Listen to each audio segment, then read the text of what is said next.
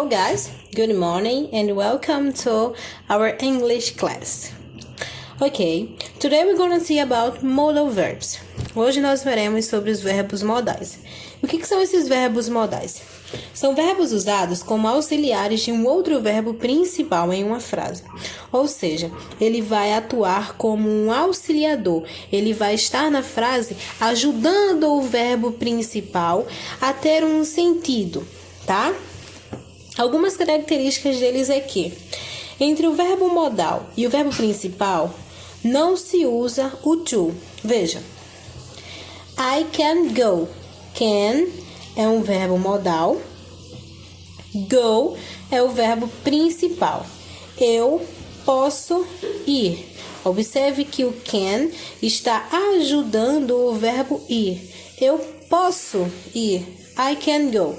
Entre o verbo modal e o verbo principal não haverá o to, ok? Para fazer uma pergunta com o modal verb, basta inverter o sujeito com o verbo. Lembra que a gente sempre vê essas questões, por exemplo, com o verbo to be? A gente vai inverter. Primeiro vem o verbo modal e depois é que vem o sujeito. Utilizei a mesma frase, ó. I can go. Na afirmativa, eu posso ir. Exemplifiquei uma pergunta utilizando a mesma frase. Can I go? Can I go? Posso ir? Então, primeiro vem o modal verb e depois é que vem o sujeito, que nesse caso é I. Pronome pessoal, eu. Para formar a negativa, basta adicionar o not depois do modal verb. Para formar a negativa, a gente só vai acrescentar o not juntinho ali do modal verb. Exemplo, relembrando, é a mesma frase, tá? I cannot go.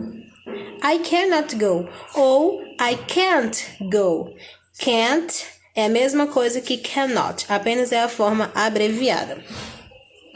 Eu não posso ir, certo?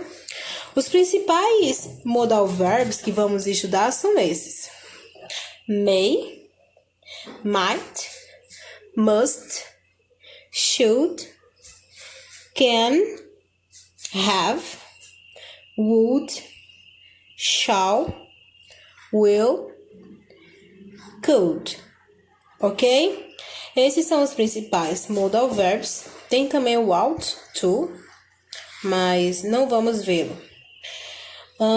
Hoje veremos apenas 5 modal verbs, tá certo? Como são vários e é um assunto um tanto quanto extenso, eu vou passar apenas 5 hoje e próxima aula mais 5, certo? Então vamos aos verbos modais que estudaremos hoje. Can, could, may, might, should. O can, ele pode significar poder, tá? Expressa habilidade, pedido e permissão. Tudo de um modo mais informal, mais simples. Por exemplo, she can speak French. Ela pode falar francês. Essa frase, ela expressa uma permissão? Não. Ela expressa um pedido? Não. Ela expressa uma habilidade. Entendeu como é simples entender qual é o sentido desse can na frase? Outro exemplo. You can sit down. You can sit down. Você pode sentar-se. Essa frase expressa uma habilidade? Não. Eu estou pedindo alguma coisa? Não, eu estou permitindo. Então, esse can nesta frase expressa uma permissão. O could, ele tem as mesmas características do can. Tanto é que ele pode ser usado como o passado de can. Poderia. Então, expressa pedidos educados, possibilidades, passado de can, como eu já disse. 2 exemplos. Could I sit down? Could I sit down? Eu poderia sentar-me? Eu poderia sentar-me? Eu estou utilizando esse could como passado de can, com possibilidade. ou como um pedido? Como um pedido. Segundo exemplo. I did everything I could.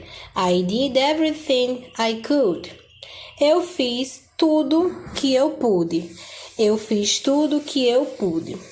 Essa frase, ela expressa um pedido? Não. Uma possibilidade? Não. Esse could, ele está funcionando como passado de can. I did everything I could. Eu fiz tudo que eu pude. May. O may e o might, eles também têm características semelhantes, tá? A questão é que o may, ele é um pouco mais forte, ele é um pouco mais formal. Já o might é um tanto quanto mais leve. O may, ele pode expressar possibilidade, permissão formal, educado, mais educado, e um pedido mais educado. Vamos a 2 exemplos. I may go. I just need a ride. I may go. I just need a ride. Eu preciso ir. Só preciso de uma carona. May I call you, sir? May I call you, sir? Posso te ligar, senhor? Então, ó, esse may I call you, sir? Posso te ligar, senhor? Tá expressando a possibilidade? Não. Um pedido? Não. Está expressando permissão. É uma permissão mais formal. I may go. I just need a ride. Eu preciso ir. Só preciso de uma carona. Ok. Está expressando um pedido? Não. Uma permissão? Não. Esse may, ele expressa uma possibilidade. Ok? O might, ele expressa a possibilidade mais leve que o may. E pode ser a forma passada do may. Poder, poderia, em algumas frases. Exemplo.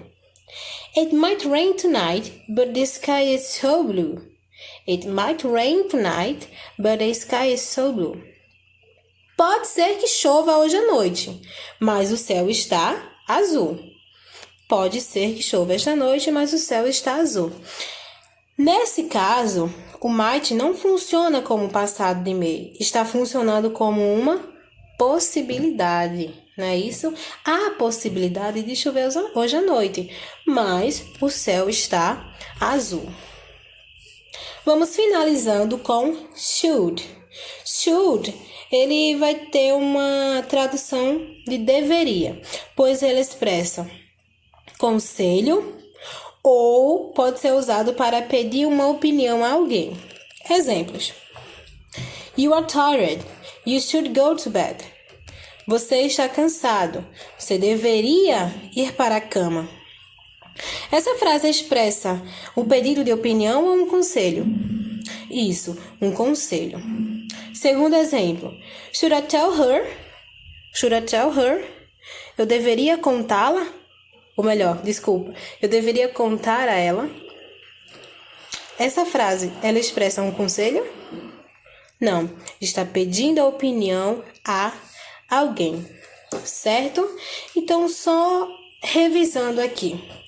O can significa poder, pode expressar habilidade, pedido e permissão, de uma maneira mais leve, tá? Mais informal.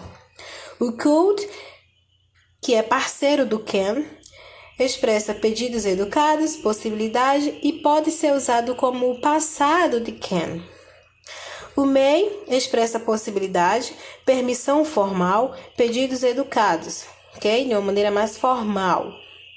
O might expressa uma possibilidade mais leve que o may, uma forma do passado de may também. E o should, que esse é o mais simples. O should, ele expressa aí um conselho, tá? Ou pode expressar o pedido de opinião a alguém sobre alguma coisa, tá bom? Vamos às atividades de hoje.